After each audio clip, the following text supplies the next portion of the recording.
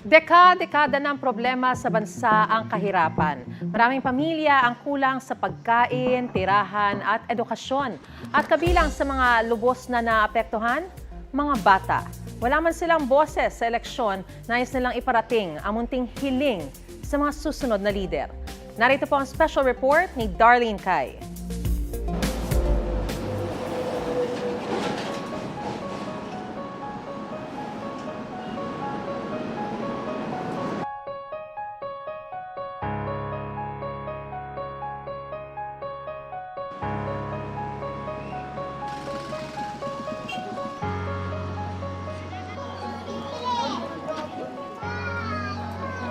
Sa iisang tanong nagsisimula ang umaga ng pamilya Tupas. Makakakain ba ng sapat ngayong araw? Kaya kamumulat pa lang,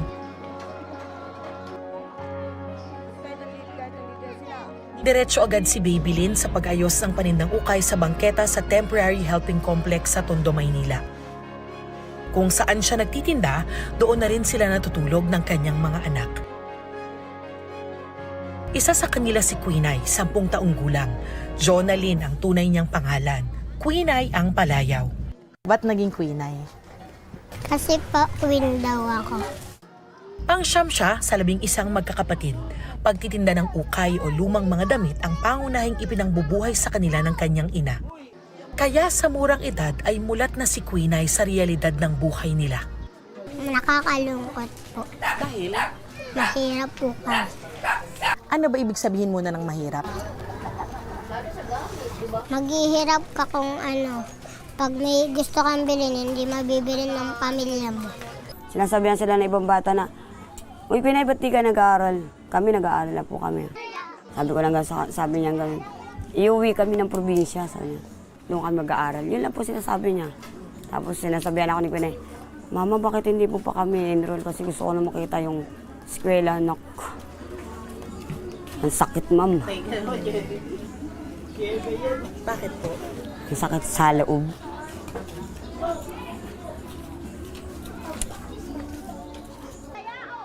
Hindi na pag-aaral ang lahat ng mga anak ni Babylin dahil kapos sila. Kaya imbes na nasa eskwelahan, naglalaro sa mga kalye ng Tondo si Quinay kasama ang mga kapatid niya at ibang bata. Naiisip mo, nararamdaman mo kapag nakita mo yung iba mong mga kaibigan na kumakan sa school. Naiinggit. Dahil? Nag-aaral sila. Kung minsan, nagpa-practice siyang magbasa at magsulat sa tulong ng kanyang pinsan. Nagbabasa po ako ng mga notebook.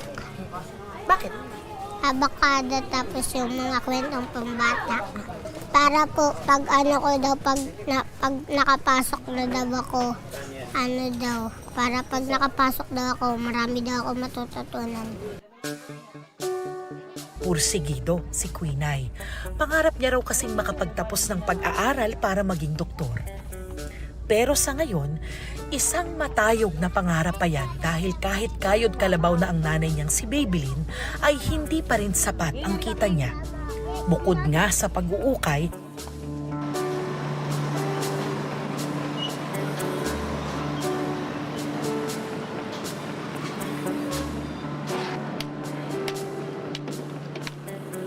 nangangalakal din si Babylin para sa dagdag kita. Sinusuyod niya raw ang mga basura sa kanilang lugar para maghanap ng pwedeng ibenta. Swerte na raw kung 3 beses sila makakakain sa isang araw. Umiinom na lang po kami ng tubig. Kapag? Ano, pag nagugutom. 100 piso lang daw kada araw ang budget ng pamilya Tupas para sa pagkain. Para magkasya yan sa 8 tao, pagpag ang kinakain nila. Kay Evelyn sila bumibili ng pagpag o pinagsama-samang tirang pagkain na itinatapo na ng samot-saring kainan. Hinuhugasan muna ni Evelyn ang pinaghalo-halong tirang fried chicken, burger patty, chicken nuggets at kung ano-ano pa.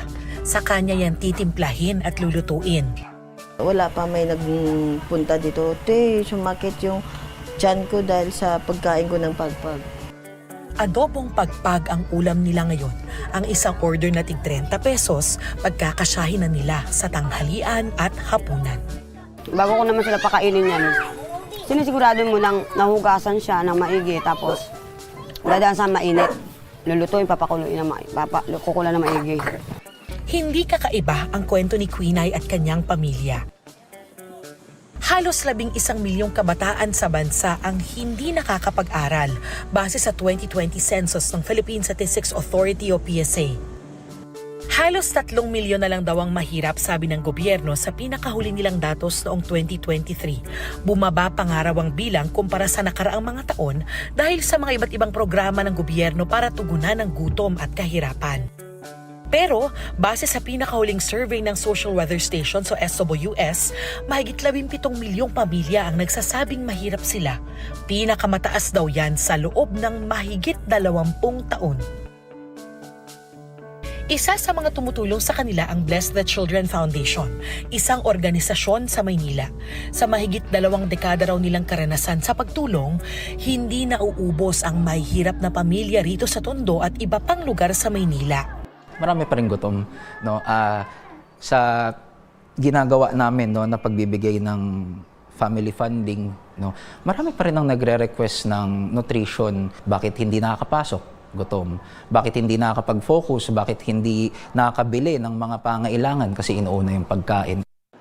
Kaya raw dapat mas maging puspusan ang pagpapatupad ng mga programang tutulong na maiangat ang buhay ng mga nangangailangan. Yung mga politiko talaga dapat ay nakikipagtulungan, no, sa mga talagang taong nasa ground. Hindi lang yung, for me personally, no, hindi lang yung statistics yung titignan. No, hindi lang yung isang tao lang or isang community lang yung pagbabasihan. Nababawasan na raw yung bilang ng may hirap na Pilipino base mismo sa datos ng gobyerno. Yun nga lang hindi raw yan ramdam ng maraming taga rito sa Tondo, Maynila. Pero hindi sila napapagod umasa na baka sakali pag-upo ng mga mananalo sa susunod na eleksyon ay makalalaya na sila sa kahirapan. Hindi na sumasapat ang pagbabanat ng buto para sa maraming naghihirap. Dito dapat pumapasok ang mga programa at polisiyang magbibigay ng konkretong solusyon sa gutom, kawalan ng tirahan at kakulangan sa edukasyon. Hindi pa makaboboto si Quinay sa Mayo. Hindi pa kasi pasok ang edad niya sa mga dapat na botante. Pero kasama siya sa pinaka-maaapektuhan ng gagawing desisyon ng mga susunod na uupo sa gobyerno. Ito ang mensahe niya sa kanila. Barbie, school, pamilya, bahay. Ito po ang mga hiling ko. Maaaring simple lang para sa marami, pero humihiling si Quinay dahil buhay pa ang kanyang pag-asa. Pag-asang balang araw, gigising siyang hindi na magtatanong kung may sapat bang pagkain sa mesa. Ito ang unang balita. Darlene Kai para sa GMA Integrated News.